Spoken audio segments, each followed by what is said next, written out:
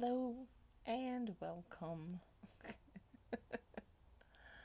So, this is a long story, and I am going to tell you a very long story, finally. So, I have, just as an intro, a very overactive imagination.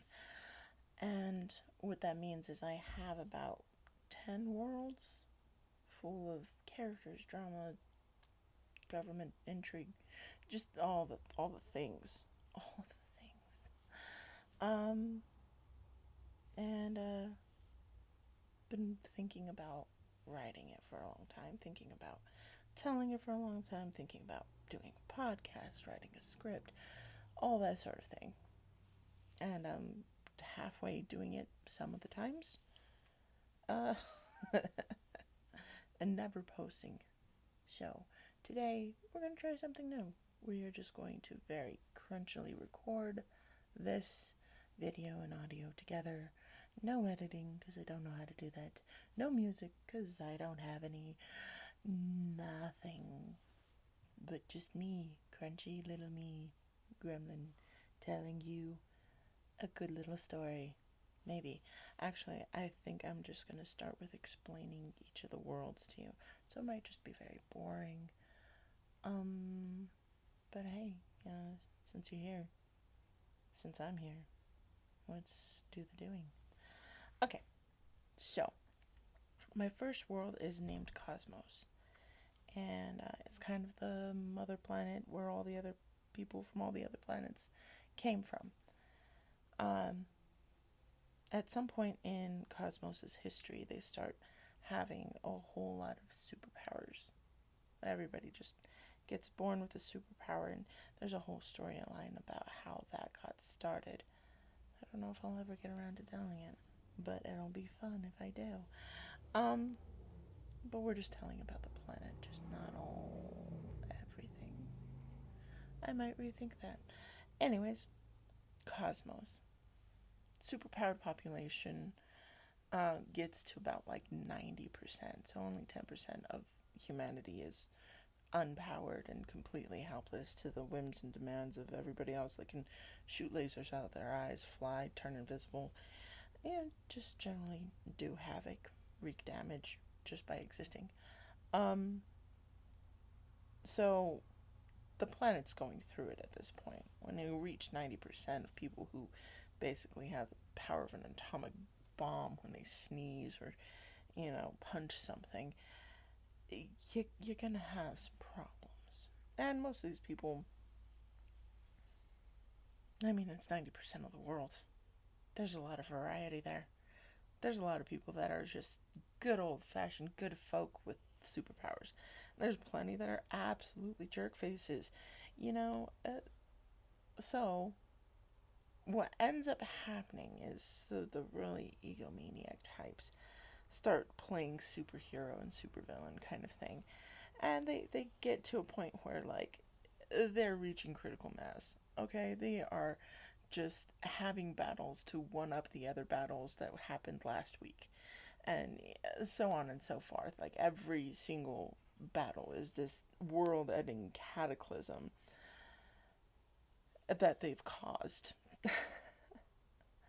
And they team up, they call themselves heroes, they call themselves villains, but they're all in all just destructive menaces to the entire planet. In this wide variety of strange people, I have a character, so we are going in a little bit in depth, just pertaining to how the world doesn't end, and instead how people leave. Um, so they're destructive, they're chaotic, they're blowing stuff up. They have basically at this point kind of rearranged all of the continents on their entire planet because you blow up one continent that's shaped like this and suddenly it has a hole in the middle of it and now it's a ring instead of a kind of oblong circle thing. You know, everything just gets, and people are barely surviving. People with lesser powers are barely surviving. People with no powers heaven knows how on earth they survive. Somebody must be taking care of them. Um, but among the superpowered people, there is one. I call him an immortal because he actually lives forever. Uh, it's a mixture of like healing factor, I believe, and he just the supercharged healing factor does not age, does not die, has been around for millennia. You know, to the point where he's kind of distanced himself from the rest of life, humanity, everything, lives up on a mountain like a hermit because he's just really tired of getting emotionally attached to all these people and they just end up dying after a while.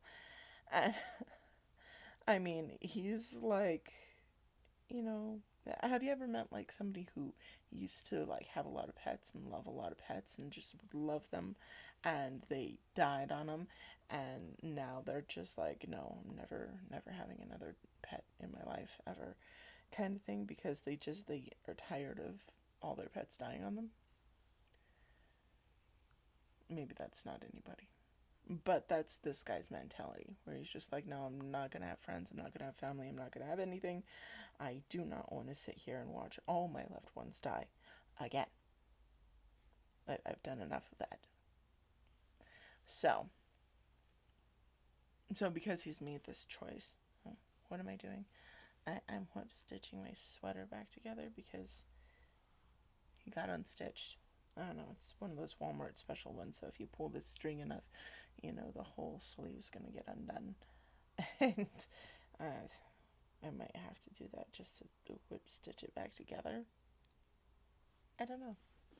Yeah, I know the string doesn't quite match, but what are you gonna do? It's inside the sleeve anyway, no one sees that. Except for me, and I don't care, so hey. Okay, so anyways, back to the story. Um, the Immortal. Well, the mountain that he's living on gets blown up by one of the many battles of superheroes just showing off, I guess. Or superpowered people just showing off. I wouldn't call them exactly heroes. So, they they show up, they blow up his mountain, and he's kind of left in the rubble just being like, well, dang, I guess I gotta go find another mountain. And on his way to find said other mountain, he meets a young man. And I have names for them, but I don't remember them right now. So, I'm gonna call him Mark. So the Immortal meets Mark. And Mark, his ability isn't very physical at all, so he's really as unpowered as a normal person, except he does have power. His power is to convince people. Basically, anything that he can talk about and talk to you about and believe in himself, he can convince you to believe in it too. So, like, if he was just thoroughly convinced that the world was flat, he could, like, do a lecture on the world being flat and the entire audience would believe him. So, that's his superpower. It's kind of a dangerous power set to have for being somebody who actually can't do a whole lot physically. He can basically convince anybody to just be his army and take care of him. Which is probably how he's survived this long, if I'm absolutely honest. Now, he's met up with the Immortal, and the Immortal is immune to his little gift. And this fascinates Mark, and Mark's just like, oh, who is this guy? Yeah, kind of thing. And so the Immortal's like, he kind of takes a measure of what the world is like currently. And, you know, Mark talks to him about how the world is currently. He's like, I just thought it was my mountain they blew up. I had no idea they were just blowing up entire continents every Tuesday. Um, you know. So he's like, it's very bad. This has got to stop. And so he talks with Mark, and Mark has a brilliant plan. He just has no way of enacting it. Um, Mark's brilliant plan is that he's going to convince everybody to abandon planet, build a giant ship, get on it, and fly away. Well, not everyone, as the immortal explains, like, look, you got to leave some people back here. First of all, because the non-superpowered people are probably fine for staying. They've survived this long. They're going to survive just fine without us. But that's only 10% of the population. You also want to kind of leave behind some people who can rebuild the planet in a way. The people that can grow plants and, help the air get cleaner, the human filters, if you will. The people that can do biological and chemical manipulations, where it's just like they can make sure that things that need to grow can still grow in this hostile environment that we've created, because we're kind of destroying everything. So let's try to rebuild it a little bit. Let's leave the people that know how to rebuild, and and the people that don't have superpowers and aren't going to cause too much of a trouble, they can stay too. But let's convince everybody else that it's just a grand idea to leave. Now, because he's immortal, I said he severed all ties with humanity and lived up on a mountain. But the thing is, being an immortal and everybody knowing that you're an immortal and know that you live forever, people tend to seek you out and ask you for wisdom or advice or, stuff. And the reasoning behind it is because, well, you've lived this long, you probably know some stuff. And he does. He knows a lot of stuff, because how could you live that long and not be a genius? So here he is, being a genius on the mountaintop, that people come and ask for his sage wisdom. At least the ones that want sage wisdom and don't want to just blow up the continent every Tuesday.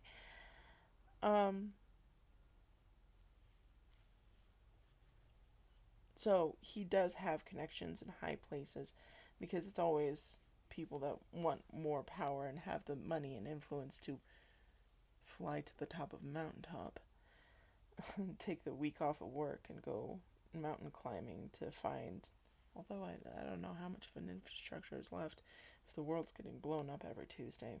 It's pretty post-apocalyptic out here, or just apocalyptic.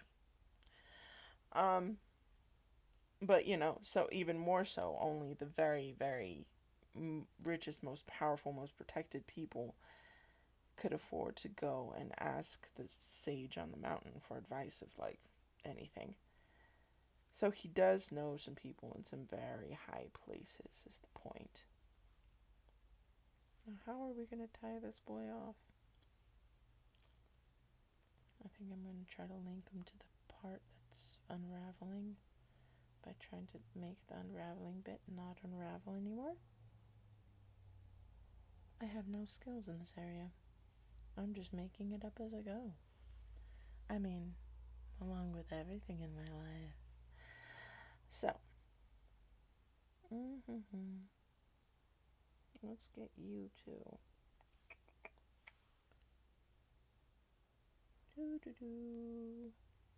Okay. So, he knows powerful people in powerful places. And those are like the only ones that come and greet the man on the mountain.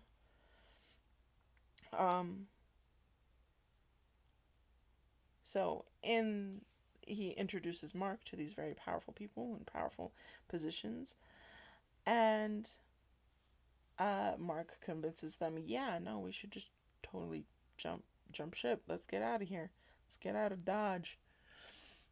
And so everybody's like, that's a brilliant idea, because they're convinced by the guy that can convince you of anything. And so they build a ship. How they build a ship is they actually have to farm a local meteor belt. By local, I mean in the solar system.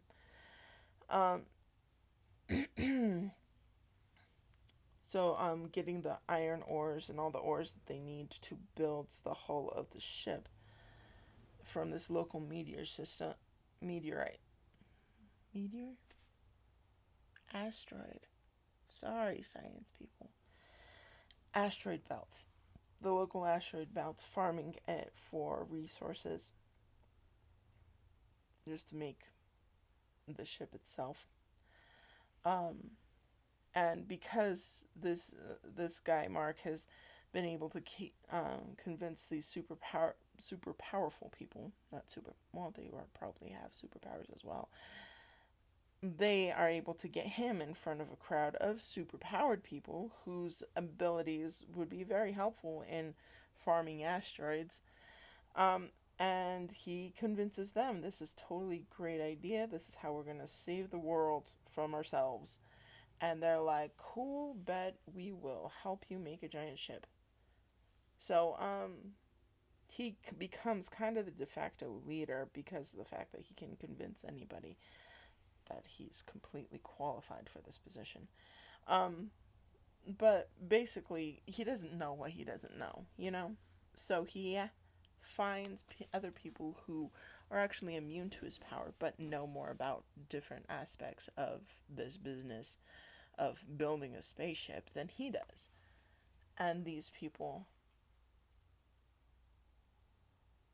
aren't convinced by him but are convinced that it's a good idea. Like they're immune to his superpower, but they can see the point that they're just kind of slowly destroying their planet and they should just leave it so it can heal. And so they kind of get the point. They're like, yeah, okay. And they decide to help him of their own free will. This becomes the kind of core group of, they decide to name the ship the Trebek. The core, like, what would you call them? I was gonna say most elevated. I mean, like the highest ranking, the head honchos, the crew that's in charge of all the ins and outs, and the senior officers, kind of thing, where they're the commanders of the everything that happens on a ship. And so they become these commanders, these leaders of the Trebek, and everybody else files on board except for the people that they're leaving behind, and then they take off for the stars. The Trebek, the Immortal, the Mark, the senior crew, and all of the superpowered people that they can shove onto that ship. And the superpowered people that get left behind are more, like I said, the people that are gonna be influential in helping the planet heal. Um, so, so at this point, Cosmos has a long road of healing the planet and getting everything together, rebuilding society as they know it. I mean, they're looking at maybe 15 to 20% of the population is left. And so, like consolidating their resources, consolidating their people so that there's just little groups of them everywhere instead of all in one place. They just kind of spread out over the planet and they focus on rebuilding and healing the planet. And they're very successful over maybe a century or two. It was in rough shape, so I'm going to give them a century. So over a century, they rebuild, they remodel, they make the world good again. Okay, they figure it out, and I have to move on to the next project. I've got to sew extensions onto my shorts because they're not long enough for work. But my work is a big box realtor that doesn't sell longer shorts any longer. Even though they expect me to wear longer shorts when I'm working there. And I'm in a small town and it's the only store. So, I'm left with buying short shorts, cutting up old pants, and pinning them together to sew. pins. So here we are. The Trebek is gone. Most of the superpower people are gone. Have been for well over a century. The people that are left back on Cosmos have decided we've finally got everything back the way it should be. Everything's good now. We are going to erase our history and start from scratch. They somehow get the idea that it would be better just to forget that superpowers were ever a thing. I mean, it ended so horribly, and then they left, and we had to fix everything, and it's just kind of like, I believe at this point, the superpowered population is pretty minimal, and they kind of all agree that it really sucked. They, like, being superpowered sucks, and having to clean up the mess of other superpowered people also sucks. They're thoroughly convinced that they've got the raw deal, and they decide, you know what, the larger population of non-powered people kind of decide, you know what, let's just forget that happened. It's like the nicest way that they could come up with, not ostracizing all the superpowered people that they have left, which is a small population. The non-powered people just multiplied a whole lot quicker than the superpowered people, which kind of makes sense because the superpowered people were tasked with healing the planet, whereas the non-superpowered people were tasked with rebuilding society, which takes more people. So the non-powered people now outnumber the superpowered people. And so, in an interest of not repeating the past, they want to forget it. They think that if they can cover up the existence of superpowers, that it'll be easier to control a superpowered population if they ever come back to life or reproduce a whole lot again. It's a way of disenfranchising them, kind of, honestly. But also a way of absolving them from all their past, because, you read your history and say, oh, the superpowered people almost killed the entire planet, and you have a superpowered person in your class, and you're a kid. They're like, you almost killed the whole planet?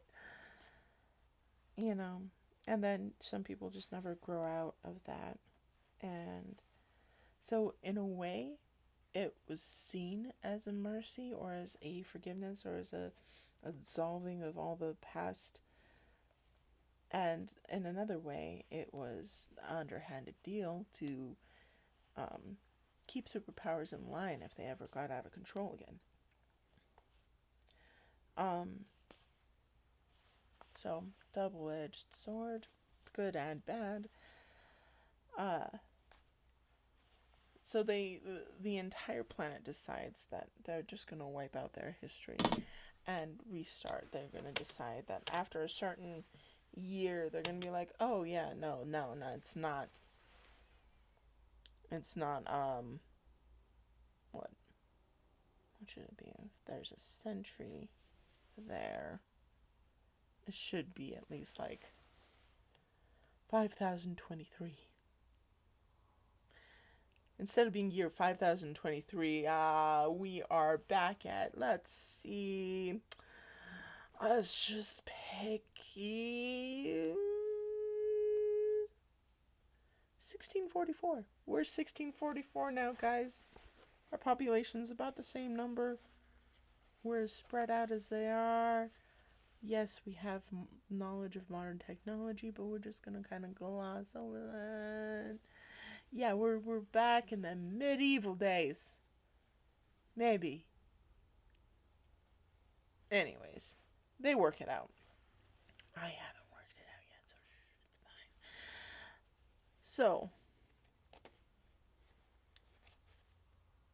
So they decide to just rewrite the history from then on. And around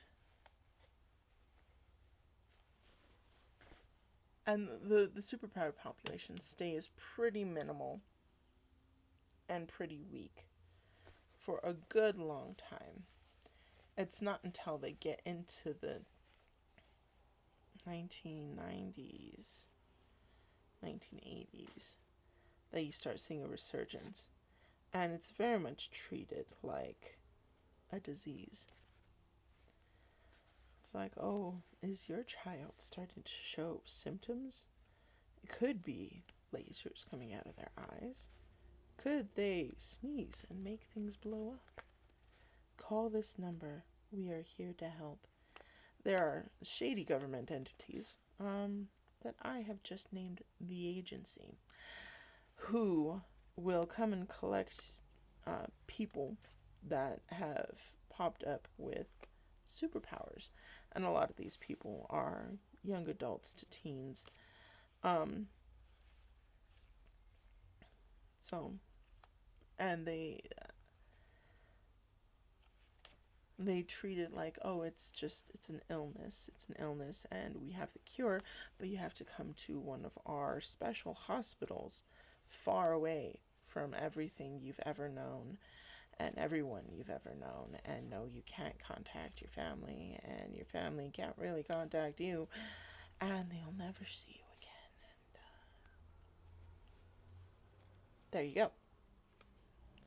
What the agency does is collect superpowered people and control the population of them, keep them from reproducing out in the wild, so to speak.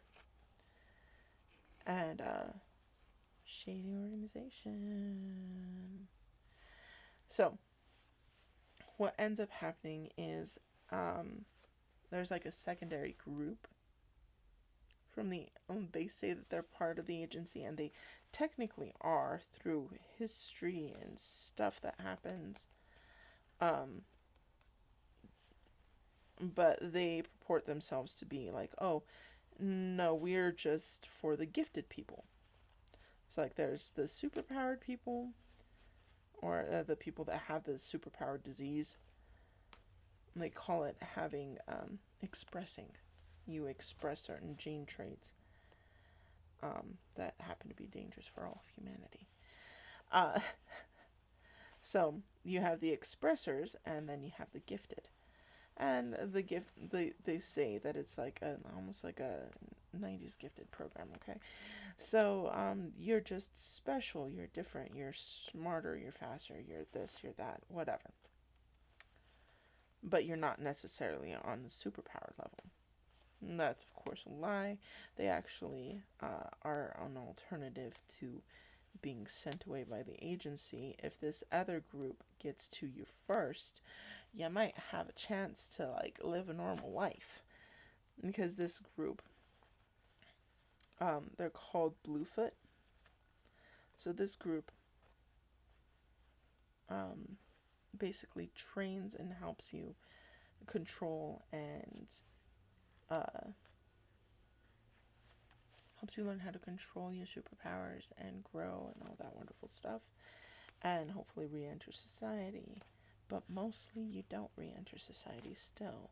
You live on these Bluefoot campuses, and these Bluefoot campuses have grown to the size of small cities, but they're like secret cities or underground cities, or like cities that are out in the middle of nowhere. They're completely self-sufficient, but they are, again, another means for the government to control the superpowered population, but just in a less aggressive sounding way. It's like they go to a farm instead of, whatever the agency does with the other kids. Puts them to sleep. Actually pretty literally puts them into a comatose state with a bunch of other superpowered individuals, and you don't find this is something everybody just assumes that the agency just kind of kills everyone, kills people with superpowers to keep the population. They like quell the population or whatever, like a herd of animals. But that's not what they do. But we don't find that out until way later. Should I just tell you? I don't know if I'll ever get to this part of the story. I'll just tell you. So they do something called dream tanks, which is essentially they put all the superpowered people into a community coma. It's kind of controlled by a computer, but the computer uses the brains and experience the brains of the people that are asleep as its kind of like programming. So it builds from your already existing life experiences to make the dream feel more real. And that keeps people pacified enough to stay asleep. While in this dream, though, because it's a dream, and because the computer is pulling from life experiences from people inside the tank, that includes books they've read, shows they've watched, movies they've watched. And so it's not just a humdum, it's not just an everyday dream of everyday life that like everybody can be used to and feel familiar with, but it can also be you live in Lord of the Rings because somebody read that book and yeah, now you live there. You have all the like normal human experiences, you experience pain, sorrow, all the normal stuff that you would if this was real, but you are literally running around with elves, hanging with the dwarves, you know, fighting dragons or riding dragons or whatever, what have you. And so it's like that for basically every like franchise, every book series, every like cartoon, everything. Because most of these kids are teens and have copious amounts of time to consume any kind of media that they want. So they have whole worlds or whole dreams that are dedicated to any one of these fictional IP, I guess. And it's just that they run around and they live like as if they are a character from this book, a character from this movie, a character from this cartoon, a character from this. They live in this universe that's built up inside this computer and inside each of these people's brains with their memories and their processing power of experience and all that. So that's where the superpowered people that the agency go. They go live in a dream until such time as the agency falls apart, which eventually does happen. The Bluefoot, on the other hand, like I said, it is another way of controlling superpowered population, but in a way that's more underhanded. They don't realize it's really happening because they're like, no, I just didn't want to move away from home. Oh, I just didn't want to rejoin society after I got my superpowers and came to this place where all these other people are superpowered too, and I get to feel loved and accepted here, so I am going to stay. Cult feelings. Anyways, so, but at some point, the Bluefoot gets a lot of people, and the agency starts getting very nervous.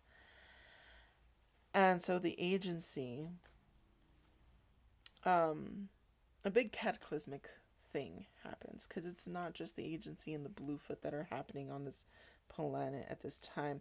There's also a whole population of people, people that were left behind from the Trebek, that were scientists that were very dedicated to healing the planet. Uh, so very altruistic motives, but very Frankenstein-esque practices. Started experimenting on themselves in ways that would alter their DNA for the rest of their people's existence. um, they live in the ocean. They live in the larger, colder ocean of this planet, and they are named Octopanians by surface dwellers. I don't know what they call themselves because their language is very difficult to decipher, and I don't know how to speak it. But very whale soundy. Okay, but they look like half people, half octopus, and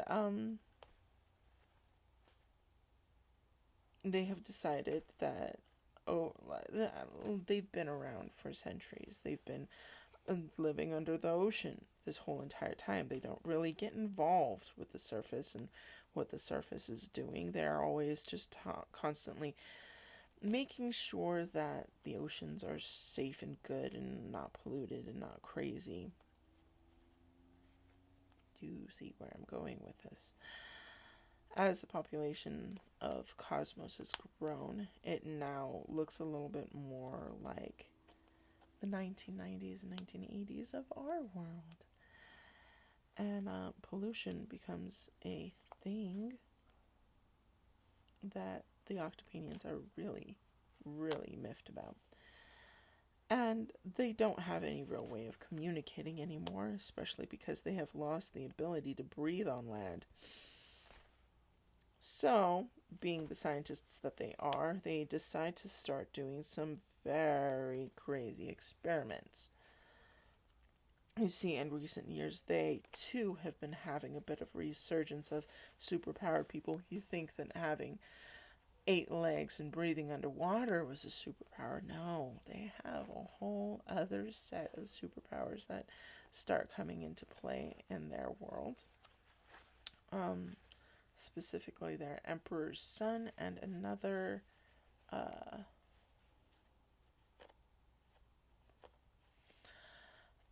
child have started to show that they have it's an ability that I named quite a long time ago, so give me a moment. It's molecular manipulation.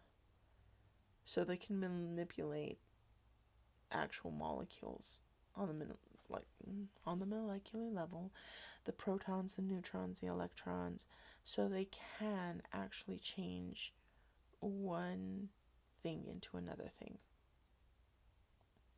It takes a lot of energy and a lot of power. It releases a lot of energy and a lot of power. It is essentially kind of a nuclear bomb going off, but instead of just unraveling everything, they can put it back together however they want. So they are crazy powerful. Scary powerful. There's only the 2 of them though, so that's a whole thing that they're dealing with. But on top of that, they're also very miffed over the surface just being complete butts and polluting the whole darn ocean.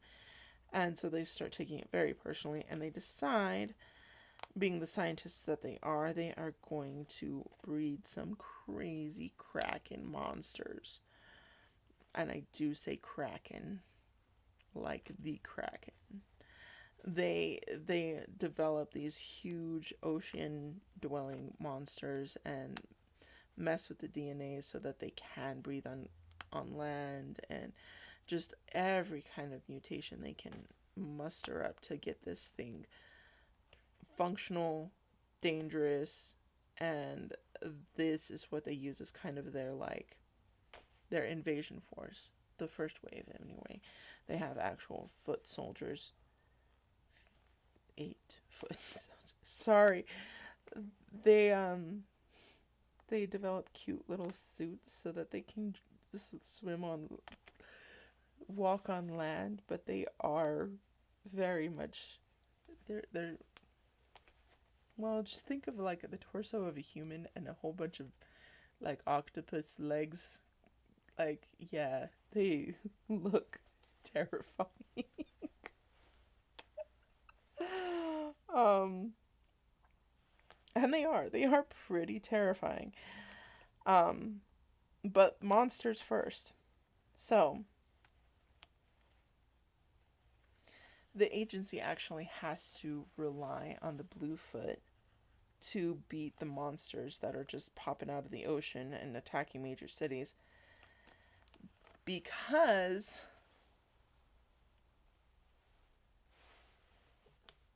friends, I think I've gotten too far off track. I was just supposed to tell you about Cosmos.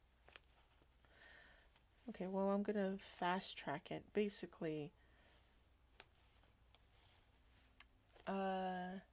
the agency and the Bluefoot have to work together because they're the only ones that have superpowers that could possibly face off against Krakens and Godzilla and whatever else these crazy Octopanians decide to throw at them. So in that process, the Bluefoot become serialized as like major heroes, and everyone loves them. They don't know the name Bluefoot. They just see these kids, these young teenage kids, just throwing their lives out there to save everyone and having superpowers, and it's really cool and everybody likes a superhero. And so when things calm down with Octopanians, suddenly the agency has this whole new problem of superpowers have suddenly become very useful and very cool, and like public opinions behind them now, so they can't just cart these individuals off to never be seen from again. So they pull a whole jujitsu and they hire heroes. Basically, they recruit these kids that are Bluefoot and say, "Hey, look, the agency is gonna pay for your room, your board. You're just gonna rescue people and keep those Krakens down, you know." That's and we'll take care of all your needs. You'll live up in this crazy cool base tower thing, and you'll be pretty much a celebrity, and all you got to do is keep everybody safe, and so what do you say? Sign the contract. And so a lot of them do. And the agency basically hires these people that they used to hunt to go try to put to sleep. Now they work for them, and they have them working for them. And so, but part of the deal. But then the agency just flips a whole 180 and keeps those heroes in line and ignorant to this through situations.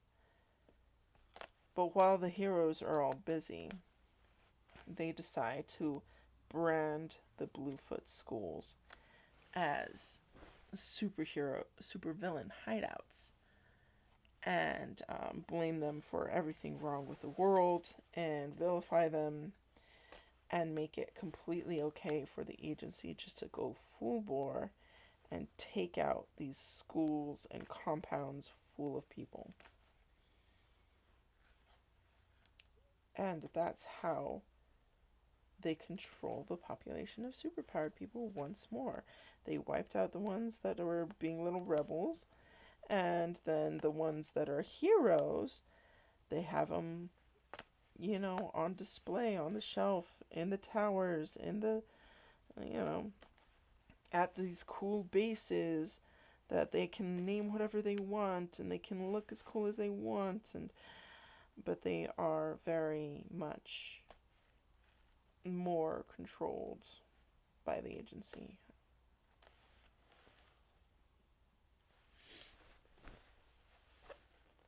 So this happens for about a generation.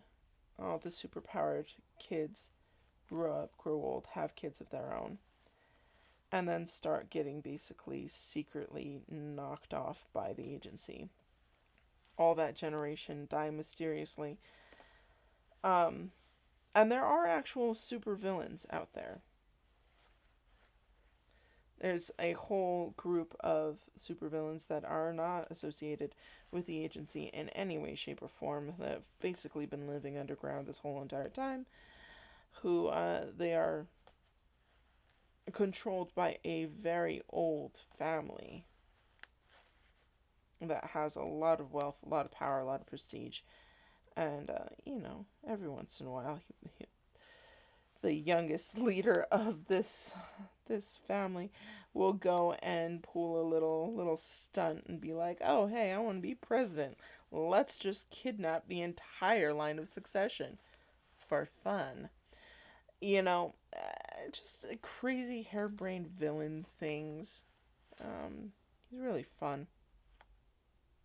But anyway, they're the only population of superpowered people that aren't in some way under the control of the agency during this entire story, which is kind of funny because they're villains. They really do not care about any human life at all. They only care about their own.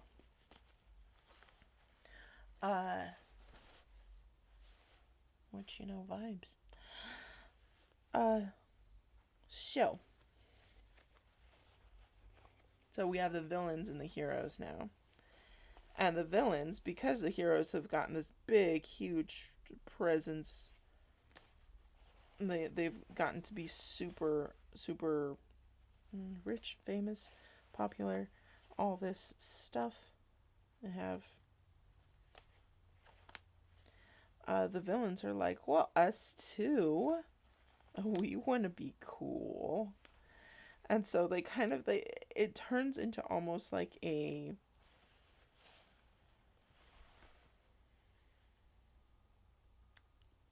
reality TV show except superheroes. Okay. So they have a reality TV show that's like the teenage kids of the original superheroes that died mysteriously. And they have cameras on them all the time. It's almost like a Big Brother setup inside of their watchtowers and rescue towers, and just, they name them different things. But at any rate, the little housing complex that they've been given is mic'd and camera'd, and the agency edits and broadcasts this for the masses so that the masses can see everything that goes on in these kids' lives. And there's a reason for it. The agency, yes, is cashing in on their popularity, but at the same time they're more humanizing them, the superheroes, and they're also kind of vilifying them a little bit too, showing them that they're just as human as the rest of us, just as flawed as the rest of us. Don't go be hero worshipping these people just because they have superpowers.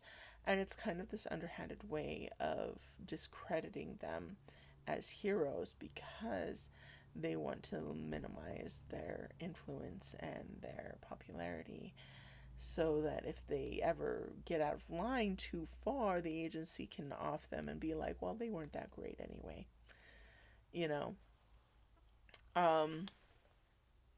So the villains, on the other hand, they have their own broadcast, which is very similarly kind of like a villain reality television show kind of thing, but they have more control over what they broadcast. And so these villains are like, oh, we're going to get real sly here and we're going to look good even though we're evil.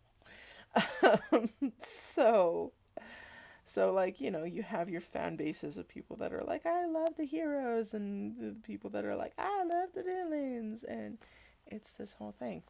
Okay. I've gotten into too much detail. I am just going to try to speed through. The Bluefoot, they're not really gone. Through situations, circumstances, and good old fashioned overthinking planning, they have survived secretly. And now they kind of run these like runaway schools, which is like, they basically do service the community of kids that run away from home, helping them get back on their feet and all that wonderful stuff. But for the most part, the kids that are running away from home happen to be superpowered kids, because there's still that whole thing where the agency is like, oh no, your kid has a disease. Please call us and we will take them away and help them. Or like if it's obvious it's like a superpower and not a disease, they're like, oh, we are the agency. We are here to recruit your child to be a next part of superheroes. Don't you want your child to be super too? Kind of thing. And but a lot of these teens, some of them get taken in with the whole like, oh, you're going to be a hero, you're going to be the next big hero thing. But a lot of them just are too suspicious at this point, and they don't want that kind of life. Not to mention that, being a hero has turned into being like a really bad reality television show. And like, they're like, maybe not. It's like, sure, everybody wants to be famous, but does everybody want to be the butt of the joke because they're famous? I mean, does everybody want to be famous for being the butt of the joke? you know, it is an interesting little life that they lead, but a lot of them end up just running away from home instead. And they end up in these programs that are called Off the Streets, and they help kids that are homeless. And yeah. So these homeless kids that have superpowers end up back with the Bluefoot people without knowing it. Yeep, yeep, yeep, yeep, yeep. So Bluefoot has survived in a way. They live kind of more just in communities, in big cities, in rural areas. They exist, and the ones in rural areas are more like patterned to look like almost like emotional therapy for runaway kids or for delinquent children. Kind of like, oh, this is just a year-round camp for these kids who are really from really horrible family lives, and they live here instead, kind of foster home-ish. Yeah, kind of deal. Foster home or orphanage or whatever. Yeah. Oh gosh, my arms hurt from doing this. Seam ripping. Anyways, so where are we in the story? Yes. So there's an individual in the Off the Streets program who accidentally blows their cover, but only blows her own cover. And they figure that she's actually the only one to have survived the whole Bluefoot fiasco stuff. And so they, in an attempt to keep her under control and quiet about the whole business, recruit her to uh, train the new heroes, because as I said, they have been trying to discredit and otherwise just make the new generation of heroes look bad. But it's also backfiring on them, because now, in comparison, the villains look really good. And so now they're trying to backpedal and figure out what to do to salvage these kids' image that they've completely, they're the ones that made the narrative of, oh, they're not that great anyway. And now they're like, oh, wait a minute, the villains look better now, and the villains are really out of our control. We need the heroes to be able to fight the villains. But if they fight the villains right now the way they are, the public is going to be like, no, the villains are better. You shouldn't fight the villains. They're just cool guys and gals. And so, in a bid to, and the reason why this individual decides to help in this situation of revamping these kids' public image so that they're more heroic and better at being heroes. The reason why she agrees is because, well, first of all, she just loves helping people. Second of all, the agency is holding people over her head. Basically, they realize that she might be the only one that survives the Bluefoot, but she is helping other superpowered people that have come to light since the fall of Bluefoot. They have not put two and two together that it is just Bluefoot. They just think she's very, very good at her job, which is flattering. But in that situation, her name is Yavaro Cordova. She's one of my main characters. You probably figured that out, though.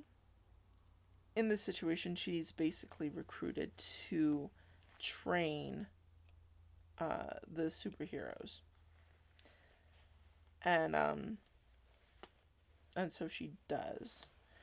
The reason why this is important to the overall arching story is because in the process, she ends up being pretty famous herself. Not because she's seeking it out, but just because she's being herself and helping out. And, she has the agency throwing cameras at her all the time. And she's just like, part of the job, I get it, but kind of business. And so she successfully gets these kids to start acting like heroes and not absolutely spoiled brats. Spoiled brats with no love. Anyways, because of that, everybody kind of just likes her. The younger generation likes her because she obviously really cares about people. The older generation likes her because she can tell them young kids to be better, and they do. Like, I don't know. Weird stuff. At any rate, because of that, when things settle down, because the agency goes through a major crazy collapse at some point. And but before, it's obvious like that she's garnering a lot of support, and she does not like the agency, and she's very vocal about it. And so the agency is trying to find ways to kind of like get rid of her, but not obviously. Like, if she were to suddenly disappear like the other heroes have, like, the agency would totally get raked over the coals for it by the public. Because she's kind of a public darling at this point, which they made her be. And now it's like, if something happens to her, they're going to blame the agency. that being said, that being said, so I've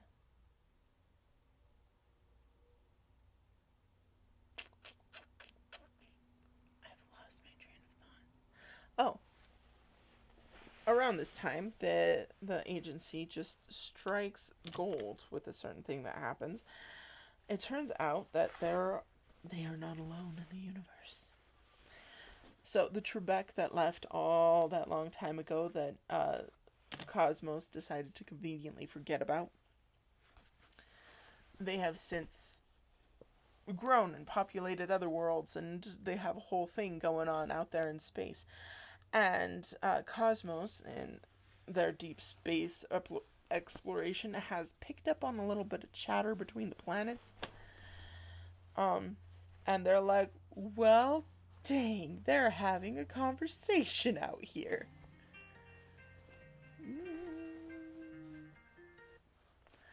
So they pick up on enough chatter to realize that they're not alone in the universe, but they've also picked up on enough chatter to realize that they're not exactly welcome in the conversation.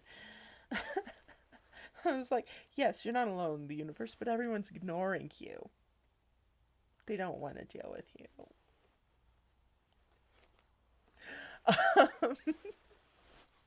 So obviously, like, everybody gets a little miffed about this, and they want to go to the stars and, you talk to aliens now, and how dare they not pay attention to us? We're cool. We promise. So, in that vein of thought, they're like, well, we need to send somebody to space, obviously. We can very easily make a craft that can get there, but we need somebody to go there and be an ambassador and a representative of Cosmos, somebody who's just so cool and so good, and everybody pretty much thinks they're all right, and they can represent Cosmos in its best possible light. And who did they choose? They choose Yavaro Cordova, this girl that has been training superheroes to be superheroes instead of jerks with powers. And everybody agrees that she's not going to take no nonsense from no aliens, but she's also going to be kind and caring and really good. And yeah, she's super qualified. The agency is really pulling some crazy stuff out because this girl's formal education has her at the level of being a counselor for high school kids, high school counselor education. So yeah, no, she's not qualified to be an ambassador to any country, let alone a whole planet. She doesn't have a whole lot of political leanings other than she really doesn't like the agency for obvious reasons. Um, like, she doesn't have a lot of, like, experience. She helps people. That's kind of why she's done so good with the kids, is because she kind of has the degree of being a counselor. She has the experience of working with teenagers for a good amount of years. She has qualifications to do what she has been doing, but the agency is pulling some craziness to make her an ambassador of an entire planet.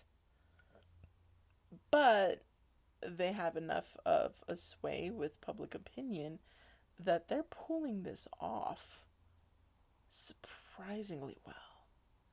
They're pulling off getting her looking qualified and capable, and like she's not going to make a whole mess of a political situation, and she's just kind of like, what now?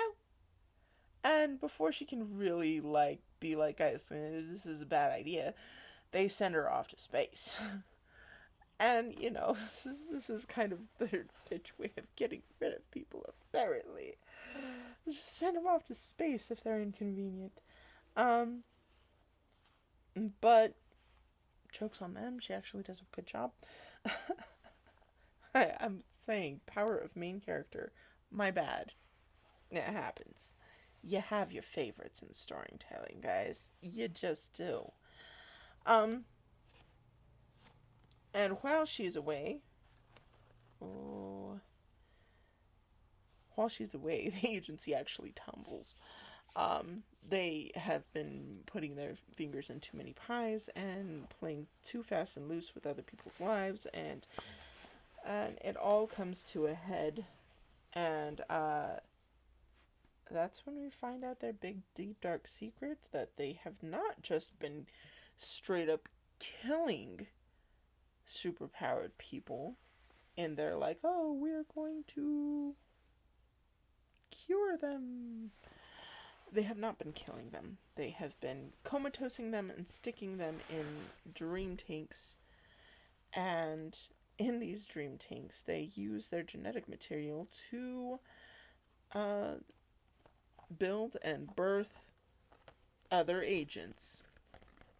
So they are literally using them as a genetic farm for the agency. Because agents aren't recruited, they are born into this job. As are the people that work for them, that take care of the sleeping superpowered people. They're called nurses. They are bred and born to do that job. So the agency is a absolutely disgusting creature. And they get found out for being an absolutely disgusting creature. And in this time when all this is going down, they don't lose track of Yavaro Cordova. Amazingly, because Yavaro Cordova is who she is, and a main character. She has enough friends in enough places that they don't forget her out in space and actually send people to recall her back. She successfully builds treaties with a number of planets. I think actually it was just the one. Just for extradition treaty kind of things. Because now that, like, space travel is completely viable for some reason, I'll look into it later. Anybody can go to space and just skip out. But, that being said, Yavaro Cordova comes back. She's basically recruited to, now that they know about all these sleeping people, she's tasked with waking them up and getting them able to function in normal society after living in a dream for a long time. So this is a monster of a task that they're expecting her to do. But because the agency went so far as to make her look like she could do anything, they believe that she can do anything. And, yeah, so that's kind of where the story is.